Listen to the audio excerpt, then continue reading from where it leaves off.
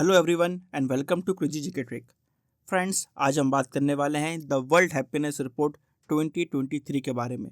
ये रिपोर्ट हर साल की तरह 20 मार्च को पब्लिश कर दी गई थी और एक बार फिर से यहाँ पर हम देखते हैं कि फिनलैंड ने 6th टाइम यानी कि छठी बार इस रिपोर्ट में, इस इंडेक्स में टॉप किया है।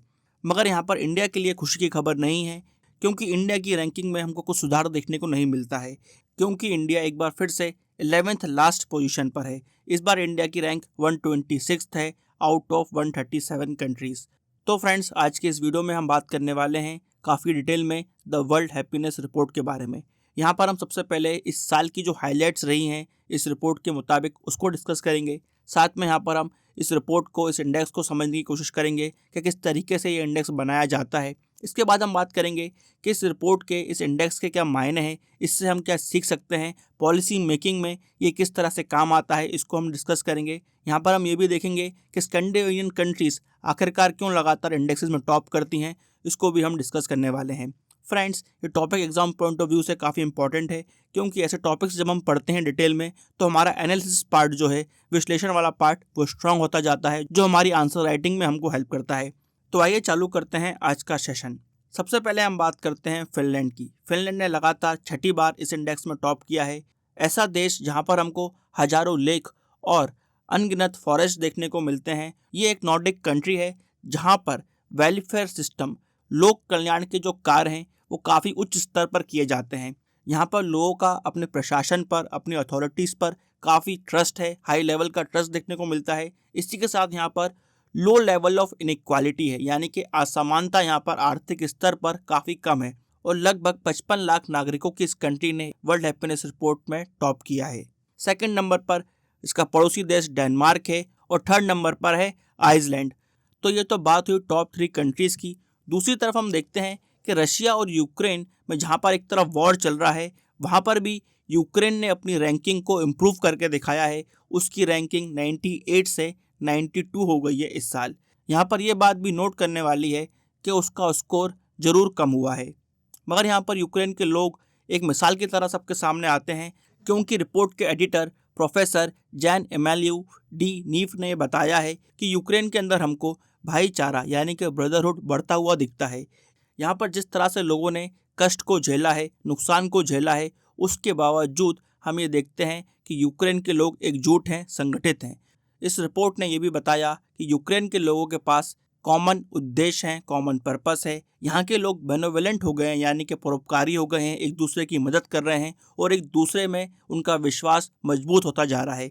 इसी फीलिंग की वजह से हम देखते हैं कि यूक्रेन की रैंकिंग इस इंडेक्स में बढ़ते हुए हमको दिखती है।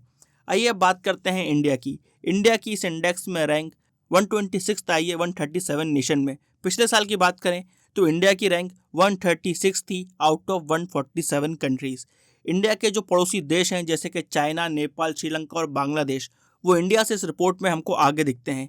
तो यहाँ पर ये सोचने वाली बात है कि इंडिया में इतना इकोनॉमिक डेवलपमेंट हो रहा है, उसके बावजूद इंडिया की रैंक क्यों नहीं बढ़ रही है। इसके बारे में हम आगे डिस्कस करेंगे जब हम रिपोर्ट को एनालाइज करेंगे।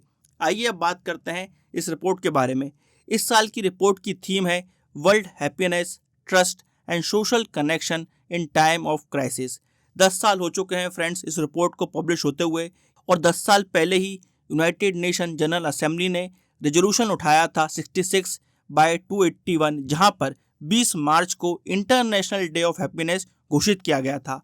और इसलिए हर साल 20 मार्च को ये रिपोर्ट पब्लिश होती है, खासकर 2016 के बाद। ये रिपोर्ट पब्लिश की जाती है सस्टेनेबल डेवलपमेंट सॉल्यूशन नेटवर्क द्वारा, जो कि एक यूनाइटेड नेशन का ही इनिशिएटिव है। ये रिपोर्ट तैयार कहाँ होती है? तो ये तैयार होती है Center for Sustainable Development, Earth Institute, Columbia University. इसी के साथ हम देखते हैं कि बहुत सारे सहायक संस्थाएं भी इनके साथ रहती हैं, जो हेल्प करती हैं इस रिपोर्ट को तैयार करने में। ये रिपोर्ट बेसिकली यहाँ पर लोगों से खुद पूछती है कि आपका क्या अनुमान है, क्या असेसमेंट है कि लोग कितने खुश हैं, आर्थिक स्तर पर भी और सामाजिक स्तर पर भी। यहाँ पर 6 फैक्टर्स हैं जिनको ध्यान में रखकर ये रिपोर्ट बनाई जाती है। सबसे पहला फैक्टर हम देखते हैं सोशल सपोर्ट, यानी कि सामाजिक सहायता कितनी देखने को मिलती है। इनकम, सिंपल सी बात है, आय कितनी है। हेल्थ यानी कि स्वास्थ्य। फ्रीडम, आज़ादी या स्वतंत्रता। फिर हम देखते हैं जेनरोसिटी, यानी कि उदारता की भावना कितनी है। लास्ट है यहाँ पर एब्सेंस ऑफ करप्शन। ये जो 6 फैक्टर्स हैं, इनको स्टडी किया जाता है, इन पर जनता से बोला जाता है कि वो रैंक दें अपनी कंट्री को 0 से लेकर 10 के लैडर पर, और यहाँ पर जनता पोल करती है, जिसके बाद 3 साल का एवरेज निकाला जाता है। उसके बाद ये रिपोर्ट तैयार होती है। यहाँ पर ये टेबल बताती है कि किस तरीके से एवरेज हैप्पीनेस निकाली जाती है किसी भी कंट्री की। तो थोड़ा कॉम्प्लेक्स प्रोसेस है, स्टैटिस्टिक्स भी यहाँ पर इन्वॉल्व होती हैं, मगर उसके बाद यहाँ पर रैंक निकलती है, जिसके बाद हर कंट्री को 0 से लेकर 10 के बीच में स्कोर दिया जाता है। अगर 10 के करीब स्कोर है आपका तो आप अच्छा परफॉर्म कर रहे हो। आइए अब बात करते हैं स्कैंडिनेवियन और नॉर्डिक कंट्रीज़ की, जो लगातार इस इंडेक्स में टॉप कर रही हैं। पहले इन दोनों कंट्रीज़ के बीच में हम डिफरेंस समझ लेते हैं। स्कैंडिनेविया फ्रेंड्स वो हिस्सा है यूरोप का जिसके अंदर 3 कंट्री आती हैं, डेनमार्क, नॉर्वे और स्वीडन। इन कंट्रीज़ में अगर हम 2 कंट्री और ऐड कर दें, फिनलैंड और आइसलैंड, तो ये नॉर्डिक कंट्रीज़ कहलाती हैं। इस तरह से आप इसको याद रखिएगा। और यहाँ पर हम ये देखते हैं कि नॉर्डिक कंट्रीज़ का जो मॉडल है, यहाँ पर हाई लेवल ऑफ डेवलपमेंट हमको देखने को मिलता है। दूसरी चीज़ हम देखते हैं कि गवर्नमेंट यहाँ पर हाई टैक्स भी लेती है लोगों से, मगर हाई टैक्स के बदले यहाँ पर लोगों को सुविधाएं भी काफ़ी हाई क्वालिटी की मिलती हैं, जैसे कि फ्री एजुकेशन है यहाँ पर, उच्च स्तर की एजुकेशन वो भी फ्री में। उसके बाद हेल्थ केयर, स्वास्थ्य की जो सेवाएं हैं वो मुफ्त भी हैं और काफ़ी अच्छी क्वालिटी की हैं, गुणवत्ता यहाँ पर काफ़ी उम्दा रहती है। फिर हम देख रहे हैं वेलफेयर स्कीम। यहाँ पर जो लोक कल्याण की स्कीमें हैं, कार्यक्रम हैं, वो लगातार चलते रहते हैं, ताकि कोई भी समस्या अगर किसी भी नागरिक को आती है तो उसका समाधान सरकार कर सके। तो यह मॉडल है नॉर्डिक कंट्रीज़ का, इसलिए हम देखते हैं कि बहुत सारे इंडेक्सेस में इन्हीं में से कोई ना कोई कंट्री टॉप करती है। इसके बाद हम देखते हैं बाल्टिक स्टेट्स, जहाँ पर 3 कंट्री आती हैं, लातविया, एस्टोनिया और लिथुआनिया। ये तीनों कंट्रीज़ भी यहाँ पर फ्रेंड्स अपने आप को इम्प्रूव कर रही हैं, और स्कैंडिनेवियन और नॉर्डिक कंट्रीज़ की तरह रैंकिंग इनकी भी धीरे धीरे इम्प्रूव हो रही है। इस साल की रिपोर्ट ने ये भी हमको बताया है। आइए अब बात कर लेते हैं कि इस रिपोर्ट का क्या सिग्निफिकेंस है, क्या महत्व है। जब से ये रिपोर्ट पब्लिश होना चालू हुई है, तब से हम देखते हैं कि हैप्पीनेस, हिंदी में इसका अनुवाद करें तो खुशी या आनंद, बेसिकली ये जो फैक्टर होते हैं इंसान की लाइफ में, इस चीज़ पर भी लोग ध्यान देते हैं जब वो किसी कंट्री के बारे में बात करते हैं। और ख़ासकर जो कॉर्पोरेट हाउसेस हैं, बिजनेसेस हैं, वो भी अपनी एम्प्लॉयज़ की हैप्पीनेस पे तब से ध्यान देने लगे हैं।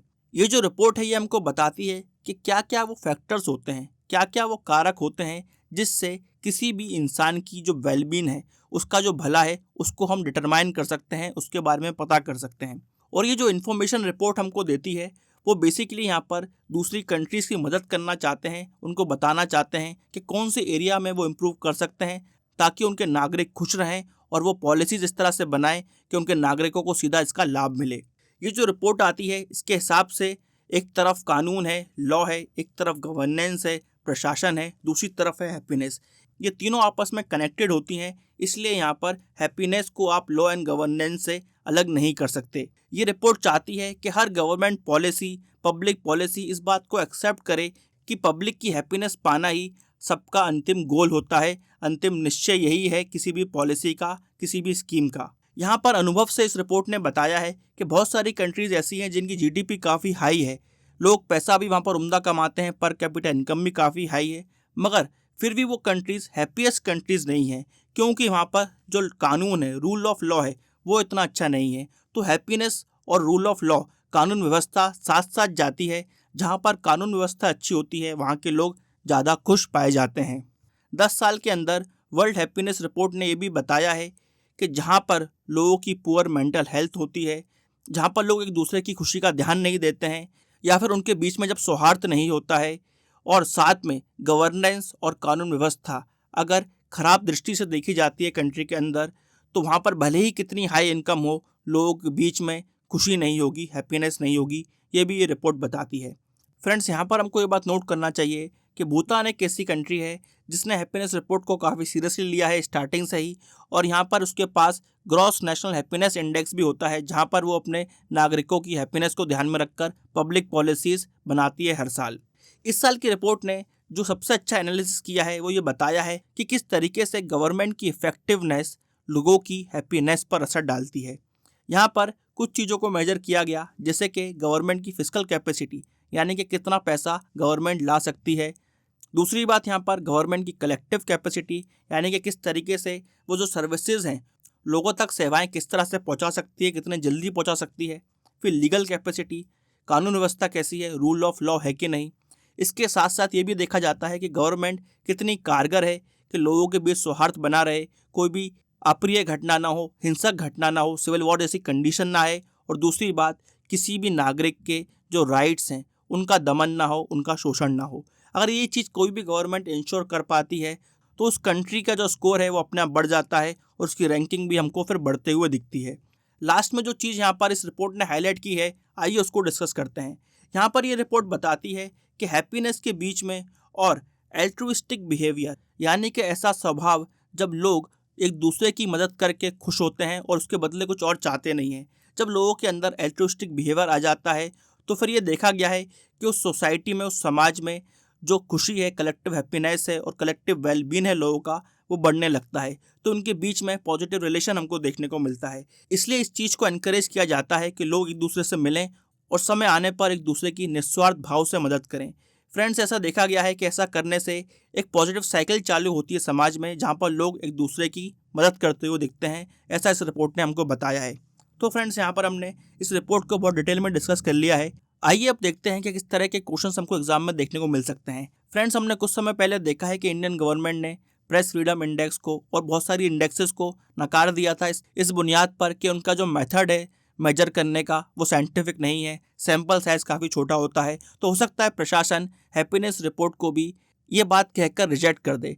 तो इस सिनारियो में हमको एग्जाम्स में इस तरह से क्वेश्चन देखने को मिल सकता है, discuss the credibility of international reports and indexes and comment on their relevance with regard to development in India। इस तरीके का क्वेश्चन हमको एग्जाम में देखने को मिल सकता है। या फिर काफ़ी सिंपल क्वेश्चन इस तरह से भी आ सकता है, happiness is the end goal of every public policy, comment. इस तरीके के क्वेश्चन हमको मेंस एग्जाम में देखने को जरूर मिल सकते हैं। तो इस टॉपिक को आप डिटेल में पढ़िएगा और इसका एनालिसिस और आंसर राइटिंग जरूर प्रैक्टिस करते रहिए। आई होप आपको ये वीडियो इन्फॉर्मेटिव लगा होगा। ऐसे और वीडियो देखने के लिए इस वीडियो को लाइक करें, शेयर करें और हमारे चैनल को सब्सक्राइब करें। Till then friends, bye bye and take care.